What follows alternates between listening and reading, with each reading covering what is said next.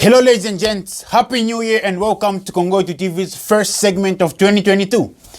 We will be recapitulating some of the biggest stories of 2021 around the globe from January to December. One of the most shocking stories of 2021 was the attack on the United States Capitol in Washington, D.C. on January 6th, when crazy Donald Trump supporters invaded the Capitol with an objective of overturning Trump's defeat by disrupting the joint session of Congress assembled to count the electoral votes that was going to formalize then President-elect Joe Biden's victory. Apart from that, those rioters and thugs had a plan to hang then Vice President Mike Pence as they chanted, "Hang Mike Pence!" while carrying a noose for that as they invaded the Capitol, and who knows what they would have done to someone like Nancy Pelosi and others. After having been reluctant for hours on sending the National Guard to quell his supporters, Trump finally later asked his supporters to go home with words like, "I know your pain, I know your hurt, so go home. Go home, we love you, you're very special. You are very special." But if it was, for instance, the BLM protesting, he would have said, "Take those thugs off the streets and do not be nice. Please do not be nice." The Capitol attack unfortunately resulted in 5 deaths, including 1 police officer, injuries to 138 police officers, vandalization of offices and chambers, as well as $30 million for repairs and security measures. That was a crazy day of 2021. On January 20th, Joe Biden was inaugurated as the 46th President of the United States of America, and Kamala Harris as the 49th Vice President, the first female, Black, or South Asian Vice President, and Amanda Gorman exceptionally and spectacularly recited "The Hill We Climb." That was a phenomenon. On February 1st, the military staged a coup in Myanmar, detaining leaders and declaring 1-year state of emergency. Protests erupted, and as a result, dozens of protesters died from police repression, but it has been reported that more than 1,000 people have died since the coup. The acting leaders that took office following the coup are still in office until now. On February 15th, 2021, a ship carrying more than 700 people sank in the Congo River in Mai-Ndombe province in the Democratic Republic of Congo, killing at least 60 people and leaving more than 200 missing. Considered to have been the main reason for sinking of the boat was the overloading of passengers and, unfortunately, without wearing life jackets. This means dying for lack of discipline. On March 7, 2021, Oprah Winfrey interviewed Harry and Meghan, Duke and Duchess of Sussex. When it was revealed, Meghan was made suicidal and subject to racist treatment by the palace. This was one of those interviews that shook 2021. The following day, on March 8th, explosion at a military base in Bata, Equatorial Guinea, likely from faulty storage of dynamite, killed at least 98 and injured over 400 people. That is just sad. May their souls continue to rest in peace. On March 15th, armed attackers killed at least 58 people in the Tillabéri region, South Niger, and the government declared 3 days of mourning.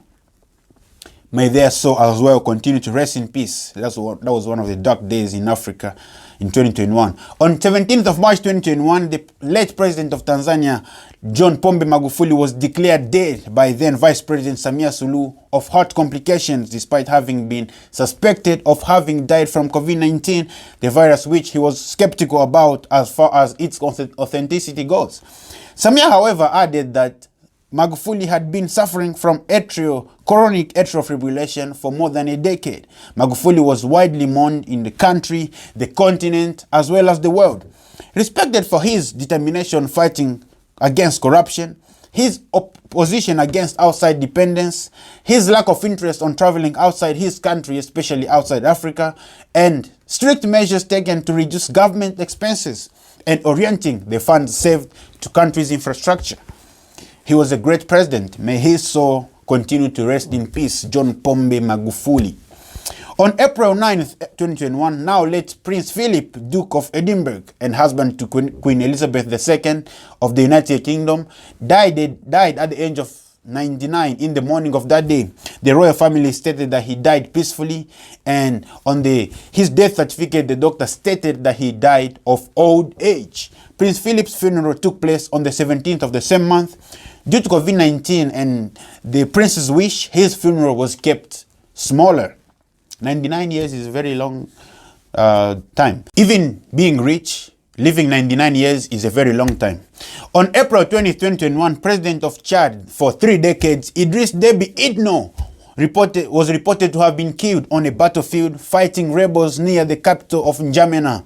After his death, his son Mahatma Idriss Déby took over the leadership of the country and dismissed the government and dissolved the National Assembly, actions he was not allowed to take constitutionally.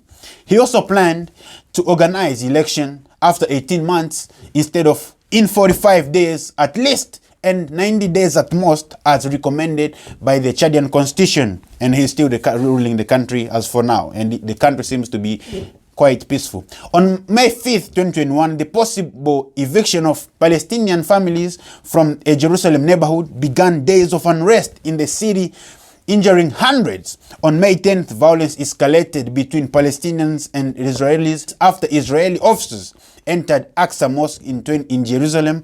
Rockets were fired from Gaza. Airstrikes from Israel killed at least 31 people. On May 13th, Gaza conflict had killed 103 people in Palestine, including 27 children, through Israeli airstrikes. More than 1,000 rockets fired into Israel by Gaza militants, killing 7.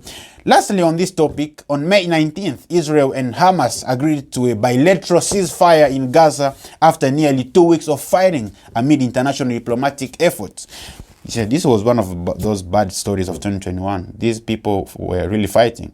On May 22nd, 2021, Mount Nyiragongo volcano erupted in the Democratic Republic of Congo, sending rivers of lava toward the nearby city of Goma, prompting evacuations. The eruption washed away more than 1,000 homes, leaving more than 20,000 people homeless and at least 30 people dead. Normally, the possibility of eruption is monitored 24/7 to know when it is approaching, to be able to alert and evacuate people in advance. However, this eruption, caught everyone by surprise because the government had stopped supplying the monitoring team there with necessary funds. As a result, they were not able to monitor it, hence the consequences. That's something could have been avoided. On June 14, 2021, Cristiano Ronaldo removed sponsors' Coke bottles from his press table at the European Championship, prompting company shares to drop $4 billion US. Imagine losing $4 billion with just a little gesture like that. On June 29, 2021, former president of South Africa, Jacob Zuma, was sentenced to 15 months in prison on contempt of court charges following his arrest. His supporters protested, and the protest turned to looting of major shopping stores like ShopRite. The looting, however, was believed by some people, to have been caused by the dire situation many South Africans find themselves in. Released in September on medical parole, Zuma was supposed to return to prison following a rule in December by a judge in South Africa. Jacob Zuma. This president never seemed to be serious. On the night of July 6 to July 7, 2021, now late president of Haiti, Jovenel Moïse, was assassinated by a group of unidentified individuals when they attacked the president's residence, shooting and killing the president and leaving his wife seriously wounded. The president's children were, however, spared during the attack, fortunately, and his wife survived the injuries sustained from the gunshots. It's crazy to me that the president died in a easy manner like this.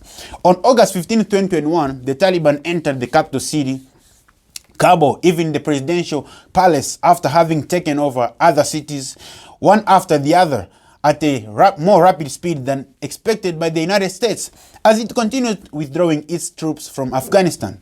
Taliban took over the presidential palace in Kabul just few hours after then President Ghani fled the country. This was crazy. It was one of Biden's nightmares. Nobody expected the Taliban to take over the country this quickly. It was crazy. On August 26, 2021, 2 suicide bombers attacked crowds at Kabul's airport and killed more than 90 Afghans and 13 US troops that were assisting with the evacuation of Americans from Afghanistan and those fleeing the Taliban takeover. This was one of the worst nightmares of Joe Biden. when he lost those troops. In October of 2021, investigative journalists released the Pandora Papers, which contain more than 12 million documents showing how the wealthy and powerful use offshore accounts to evade taxes and hide money. You would think rich people cannot do things like this. In November, in collaboration with the Congolese army, Ugandan armed forces, the UPDF, launched joint air and artillery strikes against ADF rebels camps.